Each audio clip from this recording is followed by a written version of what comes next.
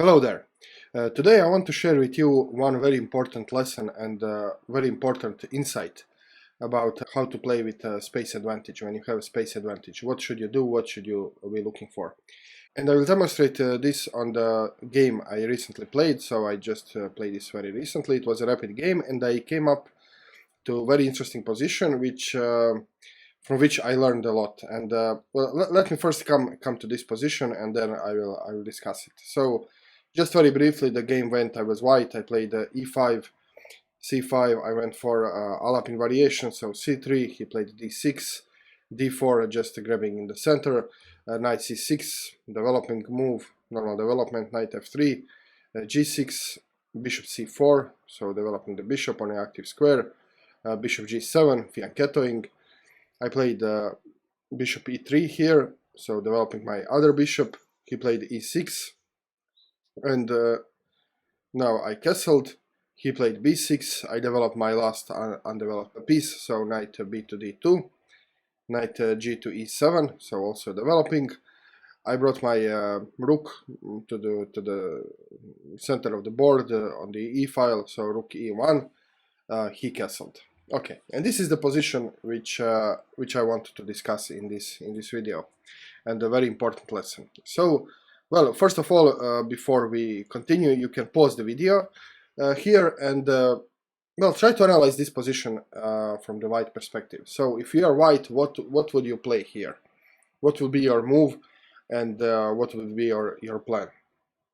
So, be free to pause the video and try to find the answer to this question. Okay, so first of all, I have to say that I didn't understand this position during the game, and also I didn't understand it after the game, after I tried to analyze this on my own with the help of the engine. So it's obvious that I have the control of the center, and also I have the space advantage. So my pawns are far away than his, my pieces are more up front than his, so by all definitions I have more space advantage. So this is something, the feature of the position. But I didn't know how to play with this position. So my move was I just play queen to c2, looking to bring my other rook to the center. I mean, this can be wrong, just developing the queen and putting both rooks in the center, and also aligning my rook with the queen, so this can't be bad, and this is what I played. But then later on I was very curious and I was looking at this position. I saw that the engine in the first 5 moves, this queen to c2 doesn't occur, and also when I looked at the engine evaluation, I saw that queen c2 gives almost equal position for black, while in this position I have something like plus 0.8, and after this move the position is practically equal. So what was wrong with my evaluation and the lack of evaluation? I couldn't decipher this position by myself, so I have reached out to a colleague from the club who is much stronger player than me. He is a national candidate master. He has over 2300 Lichess rapid rating, so he's a much stronger player, and I sent him this position and I asked him to evaluate this position and to tell me what does he think about this position and how he evaluates the position. And this is also a very good example why it is good to have someone stronger, either a coach, instructor, or just a friend who is a stronger player than you, because some positions you are just above your level of chess understanding, and you cannot break them, you cannot understand them unless someone stronger directs you and gives you insight. So like the story goes, I sent him this position. I asked him what does he think, what is the best move in his opinion, and how does he think about this position. And what he told me is basically what I will now tell you, because the stuff he told me I couldn't figure out by myself. Okay, so first of all, he told me how to some general principles, which I knew, but I didn't know how to apply them in this particular position. So there are two types of advantages out of the opening. One advantage is the advantage in development, and the another advantage is advantage in the space. and there is very different way how to approach one advantage and another advantage. So when you have the advantage in development, your goal is to quickly convert your advantage. So you need to do something quickly. You need to either attack the king or break the center or even make some sacrifice. So you have very limited time to exploit your advantage in development. But when you have the advantage in space, this advantage is more permanent.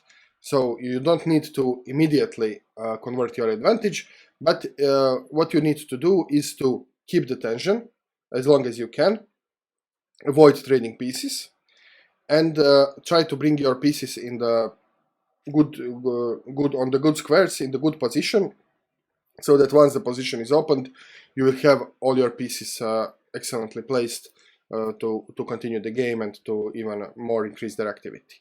So this is how you should play with the space advantage. So keep the tension, avoid trades, and just maneuver your pieces on the very good active squares. And vice versa, if you are black, so for example, if you are looking this for the black perspective, black has space disadvantage. So what do you want to do when you have the space disadvantage? You want to exchange pieces, because when you exchange pieces, then your space disadvantage doesn't matter so much, because you have less pieces and you don't need so much space for your pieces. And another thing is to look for pawn breaks in order to neutralize this space advantage. So looking for the black perspective, so this is the key point. So if you are, let's go back to white. So you have space advantage, and you need to look how black can neutralize this advantage. And this is the key moment. And if you now see, if you can see the move which black has and in which black can neutralize this space advantage, then you know how to respond to it. So the move is from black is d5. So black wants to play d5. Let's switch to black side. So black wants to play d5. He doesn't want just to play d5, but he wants to play d5 and exchange this pawn. And in this way, he neutralizes my space advantage. I don't have, in this situation, let's go back to white. So if he is allowed to play d5 and take on e4, I wouldn't have this space advantage, this pawn center, and so on. And also this will help him to activate his pieces. So by playing d5, he will neutralize my space advantage, he will undermine my nice pawns in the center, and he will also activate his pieces, because now if he plays, let's say that if he manages to play d5 and then take e4, well, his bishop is good to go. He doesn't need to be afraid of blocking his bishop, so he can play maybe e5 in the future, and he can just make his pieces more active. So this is what he wants to play.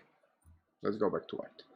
So he wants to play d5 with the goal of exchange on e4. So how can white respond?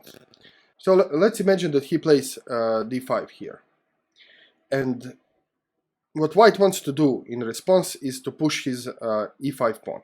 And now, if you can imagine this this position, just pawn structure. Don't look at now. Okay, of course, he's threatening to take the bishop, but just imagine that this pawn is here and this pawn is here. In this position, both of his bishop are completely out of play. So this bishop would look at these pawns, and this bishop will be blocked by this pawn. And you can see that both of his bishop would be very passive, very neutralized, and this is why he doesn't want to play d5 unless he can make a break, and in this case he can do this because he has what John Bartholomew calls point of double attack. So if you understand that his way to equalize the position and to neutralize your advantage is to play d5 and force this e4 exchange, then you can see that this bishop is the problem. So the best move, according to the engine, according to my colleague, according to myself now, when I understand the position, is to move the bishop. So you can play either bishop to d3 or e2 or f1 or even b5.